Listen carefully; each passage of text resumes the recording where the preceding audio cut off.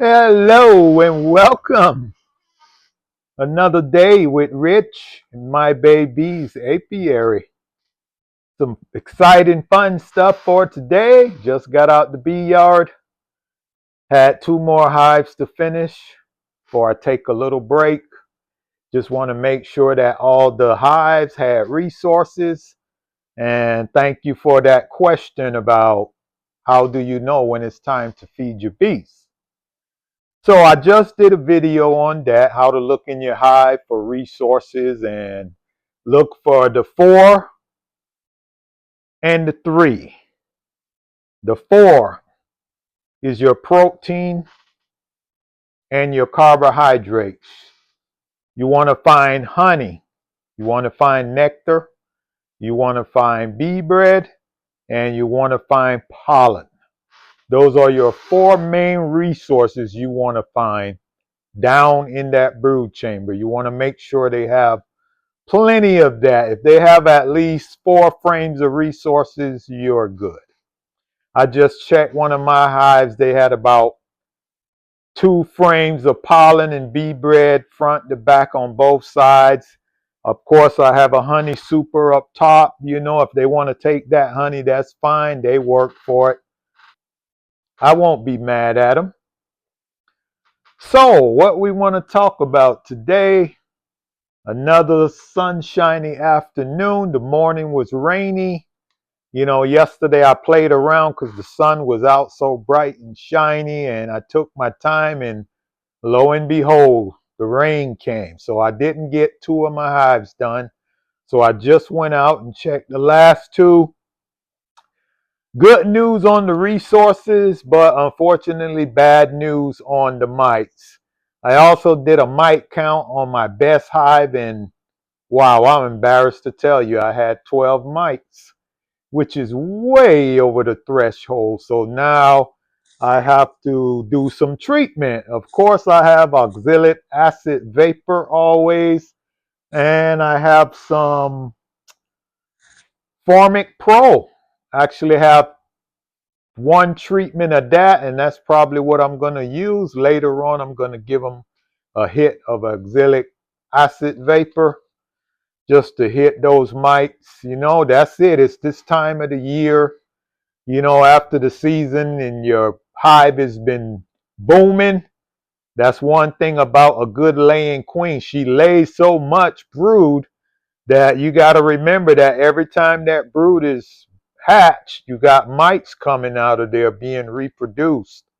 So unfortunately, the last time I checked, I had 2 mites on that hive, and now I think this is about 60 days, and now I have 12 mites. So I want to jump on that right away.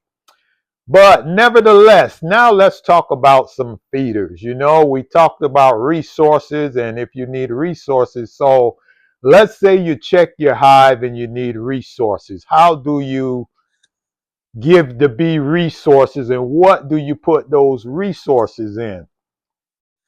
So my 2 favorite items is the Burns feeder board. That's my number 1 feeder. Or what that is a feeder that goes inside of the brood chamber. So those are my 2 favorites. One thing I don't like about the frame feeder is the hive beetles. Man, they can hide in that stuff from the bees. And if you want to put the pollen additive in there, boy, that's just an attractant to hive beetles. And they get in there and they lay eggs in there, and then the larva drowns in there and it floats up to the top and it looks all yucky. So they have those 3, you know, that I use, but my best one is the Burns feeder board feeder. You can actually put it in the bottles, cover it up, and nobody have access to it but the bees. It's not wide open. You know, I have some top cover feeders that I use, and I don't really like those because everything is open up and the ants have access to it. and the hive beetles have access to it, so get in there and mess it up. I like the Burns feeder board, because the bees don't have access to you, and you can use that to feed your bees without worrying about putting on your suit or anything in. I'm going to go over those. I'm going to add that to the video. I'm going to show you how those work. So you want to see how much resources your bees have, and that'll depend on how much you feed them. So you got to get in there and look every 10 to 14 days and just check resources while you're feeding them. If you don't see resources, you just got to keep feeding them. You can use a pint bottle, you can use a quart bottle, you can use a half-gallon bottle, or you can use the bucket, the gallon bucket, whichever one you choose, to feed them. And that depends on how many resources. If the resources is light, you might want to try a quart, half a gallon bottle. If it's totally empty, then I would start with a gallon feeder just to get them all fed up. So let's go over to my brood chamber that I have set up, and I'll try to give you a little demo of how those feeders work and how you attach them to the hive and then cover them. All right, so let's talk about this. So this box here, let's say this is your brood chamber. These are all your frames here with your bees. You got your honey, bee bread, pollen on these 2 frames, or maybe 3, depending, and you got 5 frames of brood. Now, the thing about this feeder is you got to take out 2 frames to get this feeder in here. So you would have 3 and 3 or 8 frames. So this will be actually 8 frames unless you have a double stacked. Like what I have it stacked on now. If you have a double stack, then you'll have to take the top frames out, or unless you want to put it on the bottom. So let's say we got a single deep brood chamber. So here is your feeder. You can put your feeder in here. You have to take out 2 of these frames to get this feeder in. So you would pour your feed down in here. This top actually unclips where you can clean it right here. These are clips that's on here. These clips just snap off the side, and this whole thing of disassembly. So what you do is you pour your feed in here, any one of these holes, and the bees will go down in there. There's a little tube right here.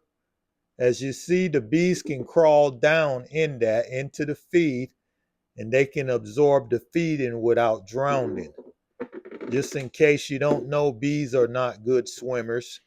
Also, what I don't like is the hive beetles can run down in there, and the bees will corral them down in there and keep them at bay, but they can still go in there and lay their eggs, and the larva floats around in the thing. If you don't mind some larvae floating around, that's fine. This is your in-frame feeder.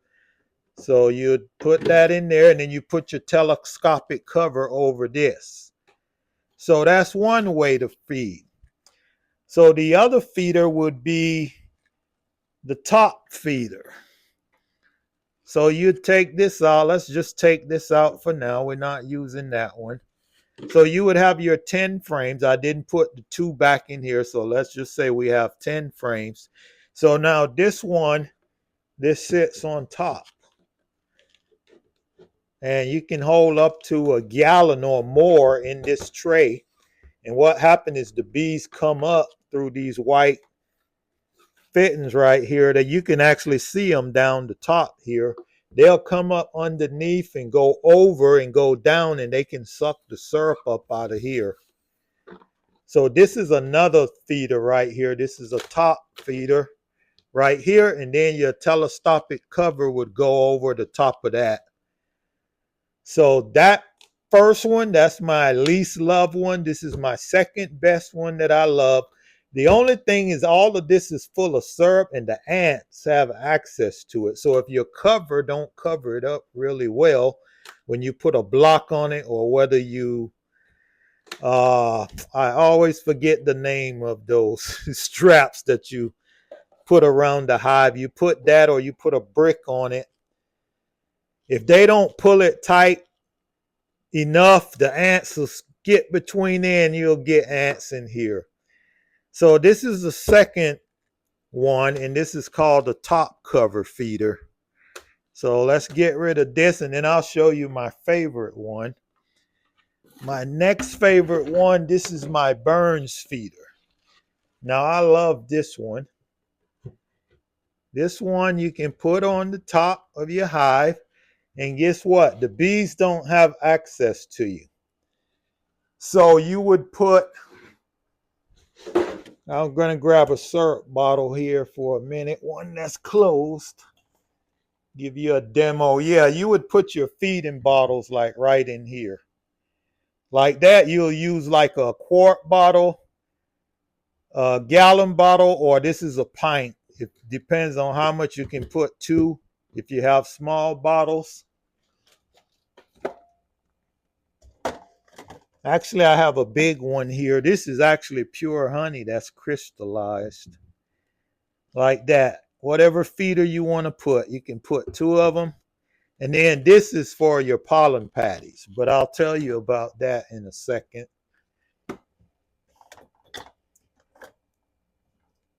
Pollen patties. I'll show you what I use.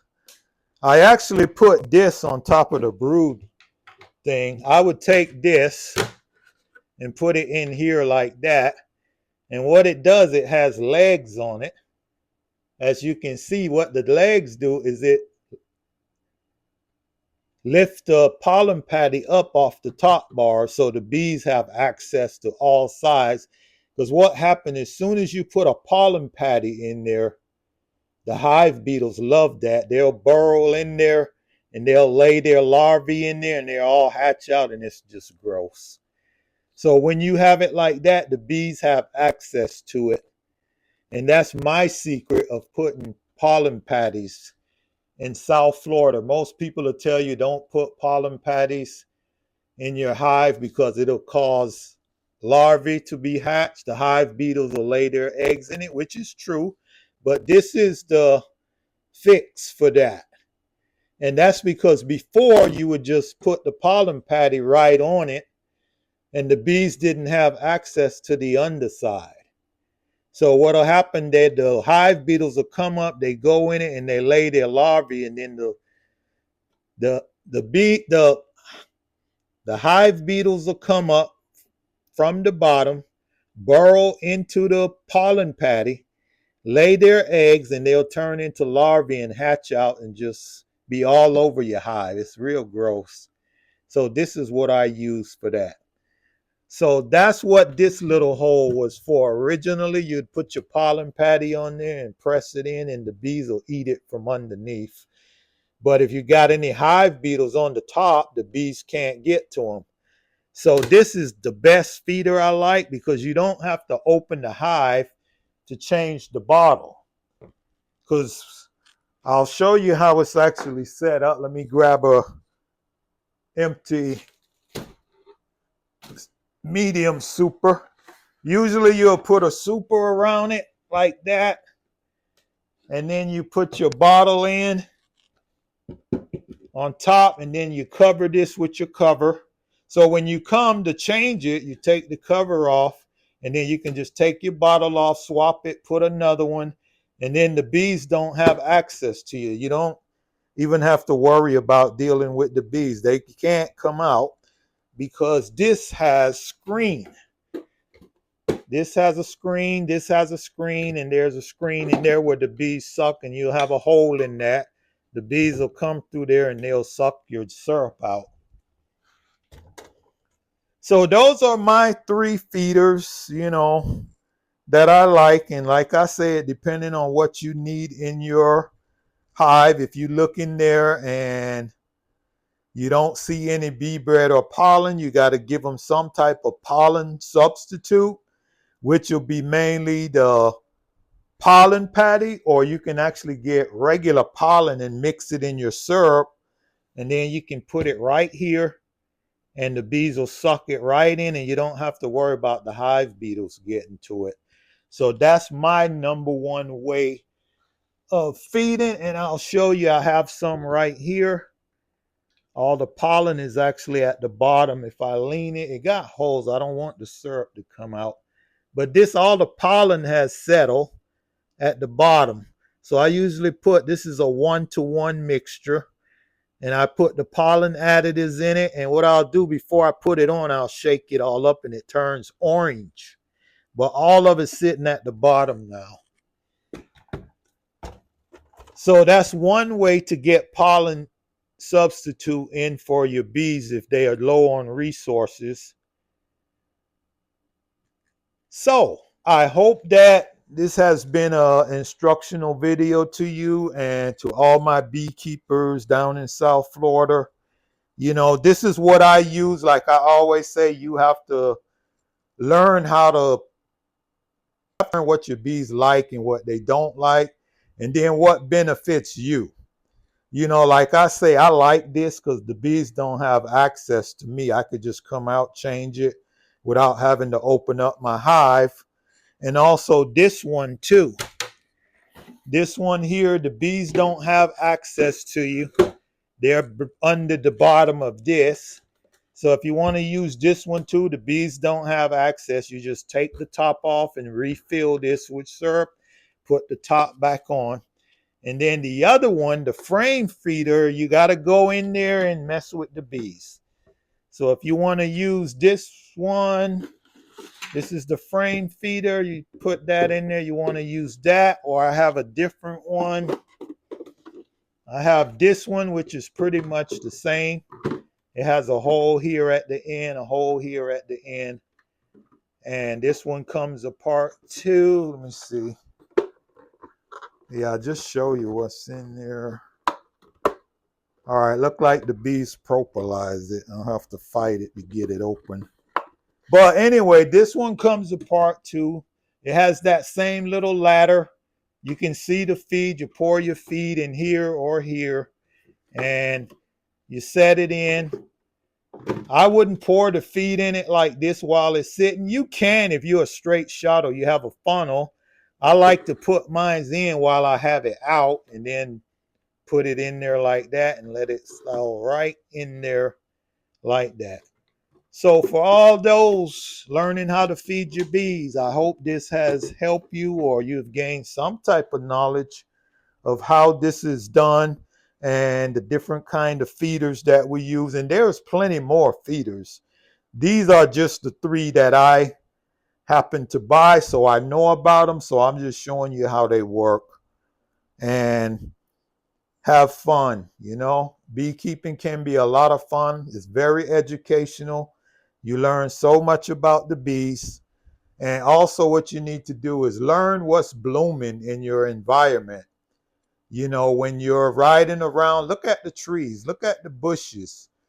Within a 3-mile radius of your house, everything in that area, that's where your bees forage. So while you're out driving, look, I can tell you right now what's blooming in my area. I got Eureka palms. I got royal palms. I got this other bush. I don't know the name of it, but it blooms really well. I got sea grapes in my area and coconuts. A lot of the palm trees. I got palmetto and just so many other things. Some of the blooms, I don't even know the name of the plants, but I always look around when I'm driving to see what's blooming. So anyway, fellow beekeepers in South Florida, I hope this has helped you.